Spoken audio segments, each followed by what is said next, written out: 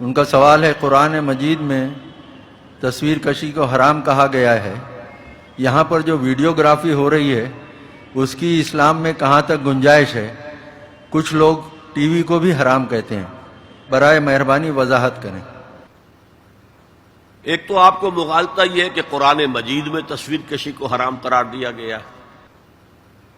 قرآن میں کہیں یہ حکم موجود نہیں ہے، بلکہ قرآن میں تو حضرت سلیمان کے بارے میں آتا ہے کہ ان کے لیے جو جنات جو تھے ان کی غلامی میں وہ تماثیل بھی بناتے تھے، مجسمے بھی بناتے تھے، تو مجسمہ سازی بھی حرام نہیں تھی اس وقت۔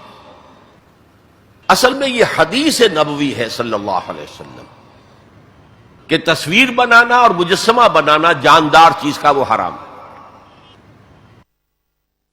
اس وقت تک کیمرہ ایجاد نہیں ہوا تھا، بلکہ ہاتھ سے تصویر بنتی تھی۔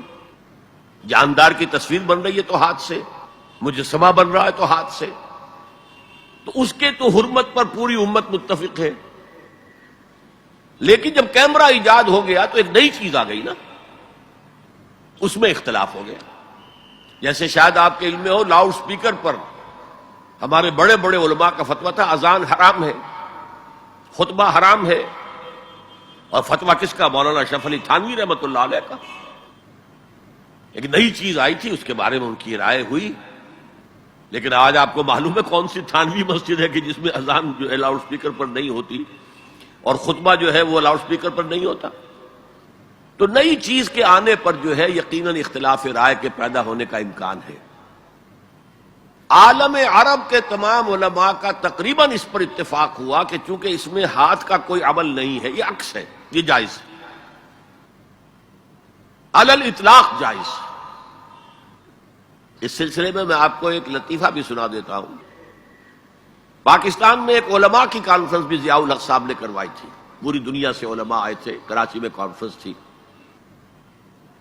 عبد الفتاح ابو غدہ رحمت اللہ علیہ بہت بڑے حنفی عالم تھے، عالم عرب کے حنفی عالم بہت بڑے، عبد الفتاح ابو غدہ۔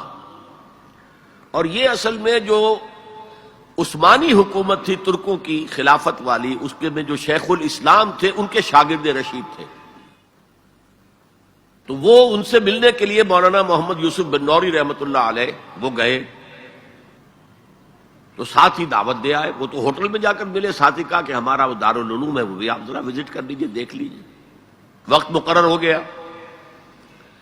اب مولانا نے بھی اپنے کچھ لوگوں کو بلا لیا، جن میں ان کے داماد مولانا محمد تحسین، ان کے بڑے داماد، سب سے بڑی بیٹی ان کے گھر میں تھی، وہ بھی تھے۔ انہوں نے یہ واقعہ مجھے سنایا ہے، یعنی یہ نہ سمجھیے کہ یہ کہیں ادھر ادھر سے سنا ہوا بات ہے، ایک ایسا شخص بیان کرتا ہے جو اس میں موجود تھا، اور جو مولانا بن نوری کا اتنا قریبی رشتہ دار تھا، ان کا داماد،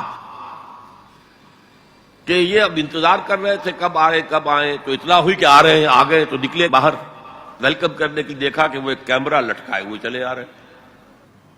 اب یہ انہوں نے محسوس کیا یہ اتنا بڑا عالم دین اور یہ کیمرہ، جیسے عام جو ہے لوگ لڑکے بالے لیے پھرتے ہیں کیمرہ، تو وہ اس طریقے سے وہ کیمرہ لیے پھرے۔ لیکن کیا کہیں، مہمان ہیں، کچھ کہہ نہیں سکتے۔ آ گئے، بیٹھ کر انہوں نے اپنا کیمرہ کھولا اور کہا ذرا ٹھیک ہو جائیے، سورہ اجتماعیہ، میں چاہتا ہوں ایک اجتماعی تصویر ہو جائے گروپ کی، سورہ اجتماعیہ۔ اس پر چیخ پڑے مولانا بن نوری، حرام حرام حرام، یہ ہم نہیں کریں گے۔ انہوں نے کیمرہ تو بند کیا، لائیے دلیل، حرام ہونے کی دلیل کیا ہے؟ جو دلیل انہوں نے دی وہ کاٹ دی، جو دلیل دی وہ کاٹ دی، جو دلیل دی وہ کاٹ دی۔ آخر میں مولانا بن نوری کو کہنا پڑا کہ ٹھیک ہے یہ حرام نہیں ہے، لیکن یہ خلاف تقویٰ ہے۔ آپ نے کہا ٹھیک ہے، آپ اس پر قائم رہیں، خلاف تقویٰ ہے، مجھے اس پر کوئی وہ نہیں ہے، لیکن یہ کہ آپ حرام کہیں گے تو مجھے دلیل دینی پڑے گی۔ آپ خليل بالقرآن هو إمامنا على هداية الله